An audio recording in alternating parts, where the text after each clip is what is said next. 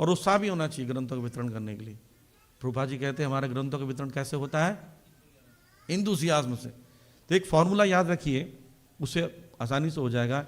EPD formula, enthusiasm, patience and determination. Enthusiasm में उत्साहपूर्वक जब जाएंगे और लोगों को उत्साहपूर्वक बोलेंगे, जैसे बोली हरे कृष्णा, आपके अंदर उत्साह क्यों नहीं आया? क्योंकि मैंने नहीं बोला। बोले हरे कृष्णा, मैंने आपको बोलने नहीं बोला जोर से बोलो, लेकिन मेरे जोर के बोलने से आपने बोला। आप किसी के पास जाएं ग्रंथों का वितरण करने के लिए ग्रंथ लेंगे क्या प्रभु जी? देख लो, अगर मन हो तो ले लीजिएगा। हम तो बड़ी मुश्किल से लिए हैं, पढ़ पा नहीं रहे हैं। आपका अगर बाई चांस मन कर जाए, अच्छा छोड़ो, आपको देख के लग रहा लेंगे नहीं, ऐसे नहीं होता है। आप देखिए हमारी बुक डिस्ट्रीब्यूशन करने जो जाते हैं ब्रह्मचारी की टीम, हरे कृष्णा हम इस्कॉन से आए हैं, गीता जयंती का महीना चल रहा है, सारे बुद्धिमान इंटेलिजेंट लोग को देते हैं, लीजिए। वो सोचता हाँ मैं इंटेलिजेंट तो हुई, तो ग्रंथों को ले लेता है। जैसे मधुसूदन प्रभु क्या करते हैं, किसी को बुक देना होना, ऐसे नहीं बोलेंगे कि ये बुक लीजिए, ले सकते हैं क्या? वो बोलते हैं हिंदी दूं इंग्लिश दूं? क्या पूछते हैं? हिंदी इंग्लिश। वो सोचता है हिंदी से हिंदी ले लेता हूँ। अब वो नहीं लेने के बारे में नहीं सोच रहा है। ये तरीका होता है बुक डिस्ट्रीब्यूशन का। तो ऐसे ही किसी गाड़ी में जा रहे थे, भक्त को कहा कि हिंदी बुक हिंदी का, तो उसको सुनाया था सिंधी। गाड़ी खोल के बोला आपको कैसे पता चला मैं सिंधी हूँ? तो मधुसूदन प्रभु ने सोचा उसको पकड़ लिया जाए। बोले वो हम लोग माला करते हैं ना, साधना वाधना करते हैं, ग्रंथों को पढ़ते हैं, सिंधी सब बता देते हैं। बोले ग्रंथ लीजिए। बोले ग्रंथ लूंगा मैं 10 लूंगा, लेकिन आप बता दो ये मेरी बहन का नाम क्या है जो बगल में बैठी हुई है। अब फंस गए। बोले क्या बोलूँगा? तो उन्होंने कहा कि नहीं आज मेरी पूरी 16 माला नहीं हुई है, 8 माला में एक ही बार बता पाता हूँ। नहीं भाई, वो उनका दिमाग बहुत तेज चलता है। तो हम लोग इंतज़ाम में तो होना चाहिए, पर कभी कभी ग्रंथों के वितरण करने जाओगे तो बिल्कुल नहीं होगा, कुछ देर घंटों तक नहीं होगा। तो पेशेंस रखिए, अचानक से कुछ चमत्कार होता है। मैं एक बार रथ यात्रा में गुड़गांव में बुक डिस्ट्रीब्यूशन कर रहा था। उस जमाने में 90 रुपये की किताब आती थी। तो मैं डिस्ट्रीब्यूशन करते करते ना शाम हो गया, 4-5 बज गया, सुबह 10 बजे से एक भी किताब नहीं गई। मतलब पता नहीं किसका मुंह देखा था हमने, यार क्या हुआ भैया, बहुत दुख हुआ मुझे। पर मैंने सुना था कि डिटर्मिनेशन होना चाहिए, पेशेंस होना चाहिए। मैं करता रहा। तो एक पुलिस वाला मुझे बस स्टैंड पर देख लिया, इधर आओ, क्या बांट रहे हो? मतलब ये बुक्स बांट रहे हैं, दिखाओ। तो 2 किताबें ले ली मुझे, एक इंग्लिश की एक हिंदी की, और पैसे नहीं दिए। और उन्होंने कहा इधर आओ, बोलते हैं कि अंदर कर दूँ, यहाँ से निकल लाओ। मतलब सर वो पुस्तक, बड़े पुस्तक पुलिस से पैसा मांगता, चल।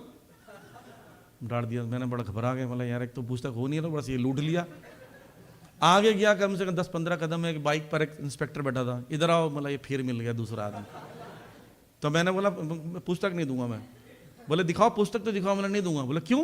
बांटने के लिए ना, मतलब बांटने के लिए, लेकिन आपके जैसे लोग ले लेते हैं, पैसा नहीं देते हैं। बोले किसने किया? मतलब वो देखो बैठा आदमी है।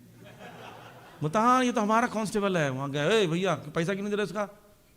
तो बोलते वो मैं सोचा कि हम पढ़ने के लिए पैसा दो उसका। तो उसके दोनों पुस्तक के पैसे दिलवाए और अपना भी 3 पुस्तक वो लेके गए। तो भगवान सहायता करेंगे। आपको पेशेंस रखना पड़ेगा कि होगा, हम होंगे कामयाब एक दिन ही, रोज होंगे।